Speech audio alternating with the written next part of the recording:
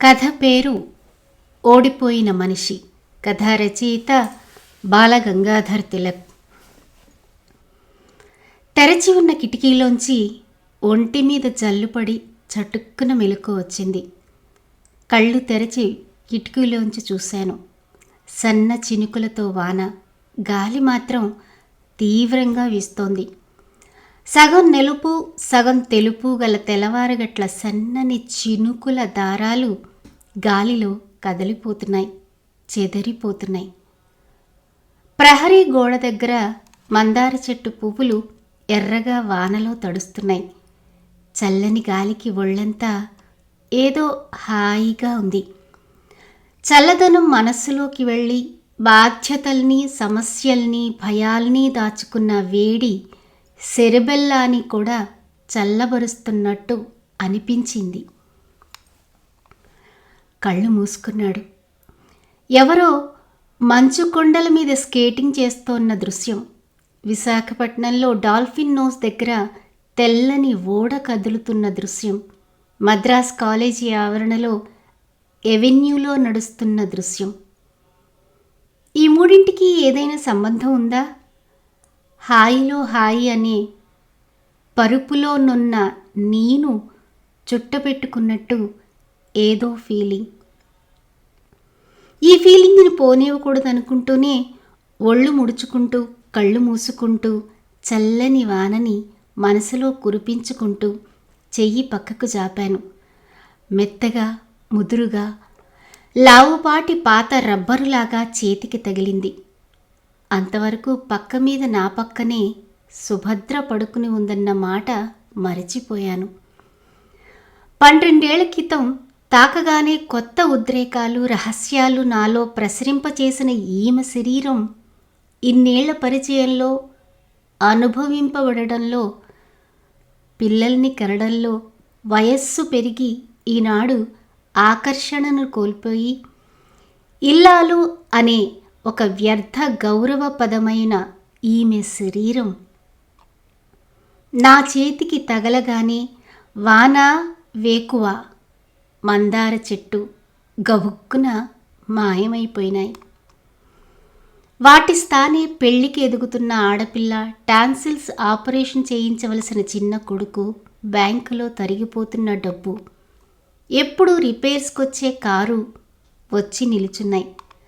కాసేపు కూడా కల్పనా సుఖాన్ని ఊహించుకోనివ్వని కఠిన వాస్తవికతలా కనపడింది భార్య.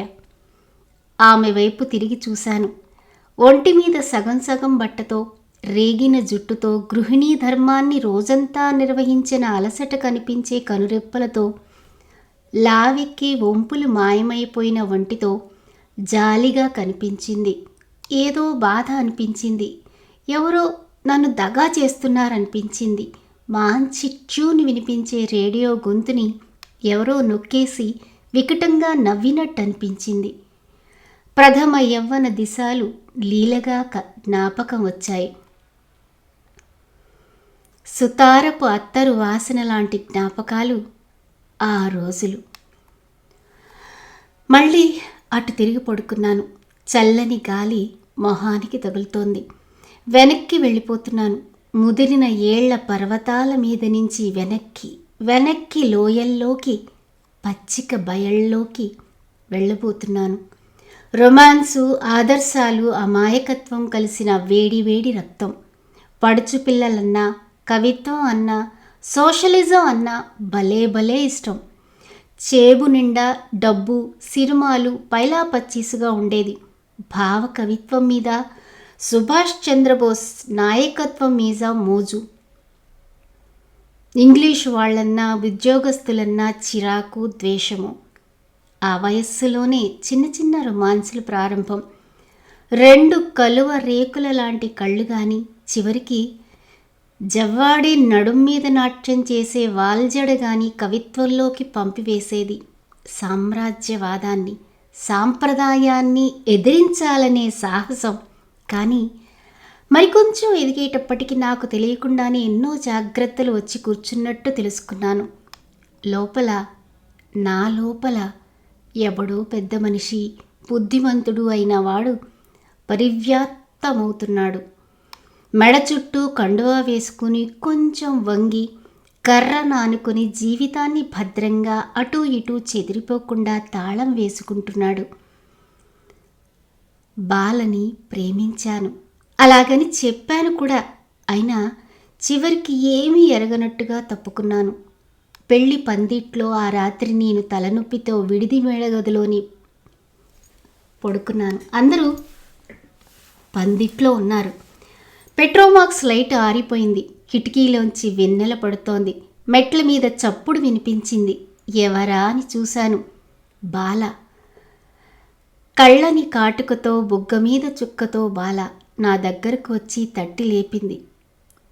ఏమీ ఎరగనట్టుగా, ఎవరు?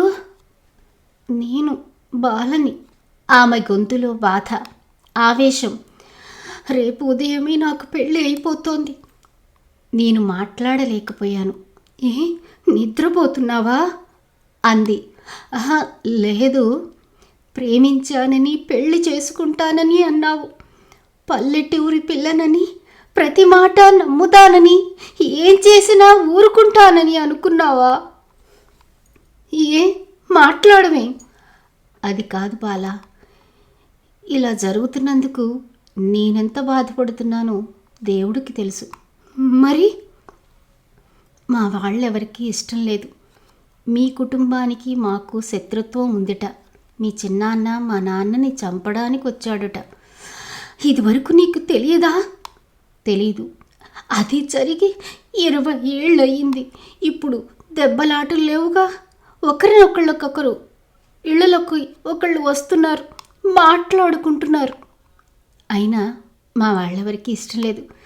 మీ వాళ్ళంటే మా నాన్న, అమ్మ, మా అక్కయ్య, అన్నయ్య, మా మేంత, ఆఖరికి మా పాలేరు కూడా. అయితే ఈ పళంగా ఎక్కడికైనా వాయిపోదాం. నా వంటి మీద 4000 బంగారం ఉంది. నిన్ను వదిలి ఉండలేను. చచ్చ, ఇప్పుడు ఎలాగా? నలుగురు ఏమనుకుంటారు? ఆమె ఏడుస్తూ కూర్చుంది. బాల చాలా అందమైనది. అదొక విలక్షణమైన ఉజ్వలమైన అందం. అటువంటి అందం అన్ని చోట్ల కనిపించదు.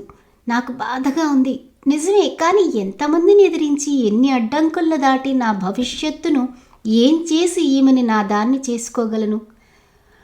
కోపంతో మరీ ఎరుపెక్కిన జీరలు కలవాళ్లు గల నాన్న మొహం, నిరాశతో చూసే అమ్మ మొహం, 18,000 కట్నంతో జడ్జి గారి సంబంధం, రాజకీయంగా వేసుకున్న ప్లానులు, ఇవన్నీ ఏమవుతాయి? కిందికి వెళ్ళిపో బాల, ఎవరైనా వస్తారు అన్నాను. బాల కోపంగా లేచి నిల్చుంది. వెన్నెల రేకులో ఆమె పెదవి వణకడం కూడా కనపడింది. కోపము ఏడుపు కలిపిన కంఠంతో, నూతిలో పడి చద్దామనుకున్నాను. కానీ తప్పు నీది కాదు. నువ్వు మగాడివి కాదు. నీకన్నా ఏ వెధవైనా 1000 రెట్లు నయం అని విసావిసా వెళ్ళిపోయింది. స్తంభించిపోయిన నా లోపల ఈ సమస్య ఇలా పరిష్కారమైనందుకు సంతోషించానో, ఆమె దూరమైపోతున్నందుకు బాధపడ్డానో నాకు తెలియలేదు. 4 ఏళ్ల అనంతరం ఆమె చాలా జబ్బుతో జనరల్ ఆసుపత్రిలో ఉందని తెలిసి మనసు పట్టలేక వెళ్ళాను. నర్సు వచ్చి, మిమ్మల్ని చూడడానికి వెళ్ళేదంది ఆమె, మిమ్మల్ని పంపించి వేయమంది అని చెప్పింది. నర్సుతో బతిమిలాడాను. ఆమె నా వల్లనే, నా కోసమే ఇలా అయిపోయిందన్న బాధతో, పశ్చాత్తాపంతో కాలిపోతున్నాను. చివరికి ఆమె దగ్గరికి వెళ్ళాను. 100 కేరట్ల రత్నాన్ని చెక్కివేయగా మిగిలిన అణువులా ఆమె కృశించిన శరీరము, మొహము మెరుస్తోంది. నన్ను చూసి ఆమె పక్కకు తిరిగి పడుకుంది. బాలా, ఆమె వెక్కి వెక్కి ఏడుస్తోంది. నన్ను క్షమించు. ఒకటి చెబుతున్నాను, ఏనాడు నా హృదయం నుండి నువ్వు తొలగిపోలేదు. నేను పిరికివాణ్ణి, కానీ ఆ జన్మాంతం నిన్ను మర్చిపోను. మనసా, నేను నీవాడిని. ఆమె చెయ్యి చేతిలోకి తీసుకున్నాను. నా మాటలో ఆమె నమ్మలేదు. అవిశ్వాసంతో, ఆశ్చర్యంతో పెద్దవైన కళ్ళతో నన్ను చూసింది. నాకు కన్నీరు ఆగలేదు. వస్తాను బాలా అను దగ్గుద్దితో గబగబా ఆమెను విడిచి వచ్చేశాను. 1 నెల్లాళ్ల తర్వాత ఆమె చనిపోయినట్టు తెలిసింది. ఆ జ్ఞాపకాలతో నా ఒళ్ళంతా వేడెక్కిపోయింది. ఊపిరాడనట్టు అనిపించింది. గది గోడల దగ్గరగా వచ్చి నన్ను నొక్కుతున్నట్టు అనిపించింది. లేచి గొడుగు చేతిలోకి తీసుకొని వీధిలోకి వచ్చేశాను. వాన ఇంకా కురుస్తూనే ఉంది. స్వేచ్ఛగా విశాలంగా తిరిగి వస్తేనే గాని ప్రాణం కుదుట పడుతుంది అనిపించలేదు. కాలువ వారనే బయలుదేరి వెళుతున్నాను. కాలువ అవతల మా పొలాలున్నాయి. తెల్లవారిపోతోంది. వాన నీటికి రాత్రి ఒంటి రంగు కరిగి తెల్లబడుతున్నట్టుగా ఉంది. రేగడి మట్టి కాలి జోళ్ళకి అంటుకుని బరువుగా అడుగులు వేస్తున్నాను. చల్లని గాలి రివ్వుమని తగులుతుంటే కొంత ఉత్సాహం కలిగింది. ఆకాశం మబ్బులతో నిండి ఉంది.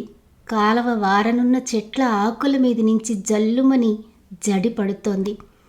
కాకులు అరుస్తూ అటూ ఇటూ పోతున్నాయి. కాలువ అవతల వైపున అరటి తోటలు, వరిచేలు పొడుగ్గా పరుచుకొని అందంగా ఉన్నాయి.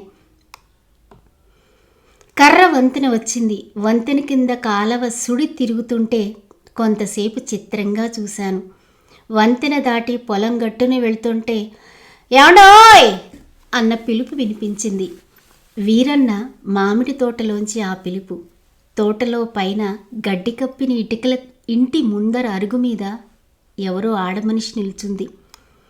నన్నేనా అనుకున్నాను. తోటలోకి 2 అడుగులు వేశాను. అరుగు మీద చామన ఛాయిగా బొద్దుగా పొడి పొడిగా ఉన్న జుట్టు బుగ్గల మీద పడుతుంటే బుగ్గల మీద పడుతుంటే నవ్వుతూ సుబ్బులు. మంచి పొంకంగా ఆరోగ్యంగా ఉన్న యవ్వనం అసూయని కలిగించేటట్టు ఉంది. సుబ్బుల్ని నేను చిన్నతనం నుంచి ఎరుగుదును. 5వ క్లాస్ వరకు నాతో కలిసి బళ్ళో చదువుకుంది. అయినా ఆమె నాకన్నా చిన్నదిగా, చాలా చిన్నదిగా ఉంది. 25 ఏళ్ళంటే నమ్ముతారు సుబ్బులు వయస్సు. ఎప్పుడొచ్చావు సుబ్బులు అన్నాను నవ్వుతూ. రావయ్యా లోనికి రా, వర్షంలో తడుస్తా ఎంతసేపు ఉంటావు? నేను తడపాయించాను. ఎవరో చూడ్డం లేదులే. అబ్బో మా పెద్ద మనిషి అయిపోయావు. కను బొమ్మలు ఎలగరవేసి చేతులు ఊపుకుంటూ అంది. నేను లోనికి వెళ్ళాను. సుబ్బులు ఇంట్లోంచి ఒక కుర్చీ తీసుకొచ్చి వేసింది. చిన్నప్పుడు నువ్వు ఈ దారిని వెళ్తా ఉంటే చెరుకు పానకం ఇచ్చేదాన్ని, జ్ఞాపకం ఉందా? ఎప్పుడైనా సాటుగా మిత్తెట్టుకుంటావేమో అని అనుకునేదాన్ని. అయ్యో రాత, ఆ సరదాయే లేదు. పక్కును నవ్వుతోంది. నాకు సిగ్గుగా బెదురుగా ఉంది. ఆమె ముందు నేను ముడుచుకుపోతున్నాను. అలా సిగ్గుపడుతూ కూర్చో, కొంచెం కాఫీ కాచి తీసుకొస్తాను అంటూ లోపలికి వెళ్ళింది. సుబ్బుల యాసని నాగరికాన్ని కలిపి మాట్లాడుతుంది. అలాగే ప్రవర్తిస్తుంది. పట్టణాల్లో చాలా కాలం ఉంది. సుబ్బుల మొహంలో విచారం తాలూకు నీడ కానీ, వయస్సు తాలూకు నీరసం కానీ లేదు. జీవితంలోంచి ఎంతో సుఖాన్ని, స్వేచ్ఛని పొందినవాళ్ళు తప్ప అంత హాయిగా నవ్వలేరు. ఆమె నాకన్నా 3 ఏళ్ళు చిన్నదైనా 15 ఏళ్ళు చిన్నదిలా కనపడుతోంది. వింతగా ఆలోచిస్తున్నాను ఆమెను గురించి. ఆమె కాఫీ తెచ్చి ఇచ్చింది. కాఫీ మంచి రుచిగా ఉంది. నా ఎదురుగా ముక్కాలిపీట మీద కూర్చొని జుట్టు విప్పుకుంది. నల్లని జుట్టు ఒత్తుగా తరంగాలుగా పిరుదుల దాకా ప్రవహిస్తోంది. కళ్ళల్లో ఆరోగ్యపు వెలుతురు, ఆందోళనలు లేని వెలుతురు. 7-8 ఏళ్ళయింది నిన్ను చూసి సుబ్బులు. రంగడు కులాసయేనా అన్నాను ఆమె భర్తను ఉద్దేశించి. ఆమె మళ్ళీ విరగబడి నవ్వింది. రంగడా, ఇంకా ఆడెక్కడా? భలేవాడివయ్యా, తెలియనట్లు మాట్లాడతావు అంది. ఏ రంగడు పోయాడా? ఆతృతగా అన్నాను. చచ్చచ్చ, దొక్కలా ఉన్నాడు. నేనే వాడిని ఒగ్గేశాను. ఏ? నాకు ఇష్టం లేకపోయింది. భయమా? మరి ఇన్నాళ్ళు ఏం చేస్తున్నావు? ఈరాసావితో గుంటూరు వెళ్ళిపోయాను. అతను పెద్ద మేస్త్రి, మంచి డబ్బున్నవాడు కూడా.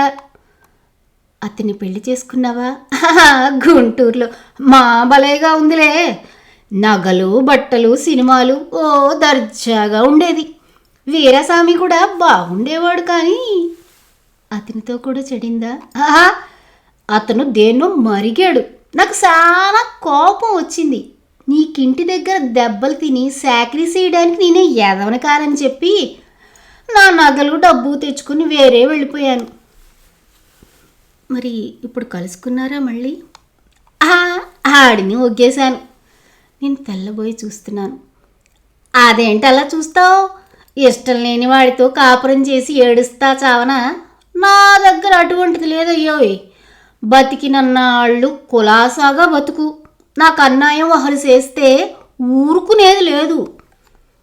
మరి ఇప్పుడు ఒక్కతివే ఉన్నావా? నువ్వు ఉన్నావు కాదయ్యా, నీకోసమే వచ్చినాను. అబ్బా, నువ్వంటే నేటికి మనసే నాకు. పాడు మనస్సు. గమ్మత్తుగా చూస్తూ పమిట కొంగు నోటికి అడ్డం పెట్టుకుని నవ్వుతోంది. బాగుంది నీ హాస్యం అన్నాను నేను సిగ్గుపడుతూ. బెజవాడ రైల్వేలో పనిచేస్తున్నాడు రాఘవులు, అతనితో ఉంటున్నా అంది మళ్ళీ. మనువా? మనువు లేదు, శాతం లేదు. నాకంటే చిన్నోడు, అయినా మా అందగాడు. స్టోర్స్లో పనిచేస్తున్నాడు. నేనంటే వల్లమాలిన అపేక్ష రాఘవులకి. నొక్కుల జుట్టుతో, చిన్న పెదాలతో భలే అందంగా ఉంటాడు అంది ఆప్యాయత కళ్ళల్లో కనపడేటట్టు. నేను లేచాను. కోర్టు పని ఉంది ఇవాళ, ఎన్నో కాగితాలు చూసుకోవాలి. ఇంకా ఉంటావా సుబ్బులు? మా బాబును చూసిపోదామని వచ్చిన. రేపో ఎల్లుండో వెళ్ళిపోతాను. ఓసారి మా ఇంటికి రా, మా ఆవిడకు కనిపించు అంటూ అరుగు దిగాను. నేనెందుకు వచ్చి చూస్తాను నా సైతిని? సర్లే, ఒక్కసారైనా నా కోరిక తీర్చలేదు. అందమైన వాడువని నీకు గర్వం లేవయ్యా. నవ్వుతూ చేతులూపుతూ అంది. వానలో తిరిగి ఇంటికి బయలుదేరాను. ఆమెలో ఆనందానికి, ఆరోగ్యానికి, నవనోన్మేషతకి కారణం ఏమిటా అని ఆలోచిస్తున్నాను. జీవితాన్ని తేలిగ్గా సహజంగా తీసుకోవడమా? కృత్రిమమైన నీతులు, భయాలు, పెద్దరికాలు అడ్డురాకపోవడమా? ఇంత చదువు, డబ్బు ఉండి నాలో ఈ అసంతృప్తి, దిగులు ఏమిటి? ఏదో చెయ్యలేకపోయానన్న వేదన, కలలు కాగితపు పేలికెల్లా రాలిపోయిన క్షోభ, చెంపల దగ్గర నెరసిన జుట్టు క్రమంగా అంతటా తెల్లబడి ముసలవాణ్ణి, మృత్యు పదాభిముఖుణ్ణి అయిపోతున్నానన్న బెదురు. ఏమిటిదంతా? ఎక్కడ నేను జీవిత రహస్యాన్ని మరిచిపోయాను? ఏ సమయంలో జీవించడంలోని కీలకం జారిపోయింది? ఈమె చదువు, సంస్కారం లేని సుబ్బుల ముందు నేను చేతకాని వాడిలా ఎందుకైపోయాను? బరువుగా, బాధగా అడుగులు వేసుకుంటూ కర్రవంతున దాటాను. కాలువ వారినే జనం బాగా తిరుగుతున్నారు. వర్షానికి కాకులు తడుస్తూ చెట్ల కొమ్మల మీద వణుకుతూ కూర్చున్నాయి. మనసులో ఆలోచన హెచ్చిన కొలది అడుగుల వేగంగా వేస్తున్నాను. జీవితపు పందెంలో ఓడిపోయిన వాడిని.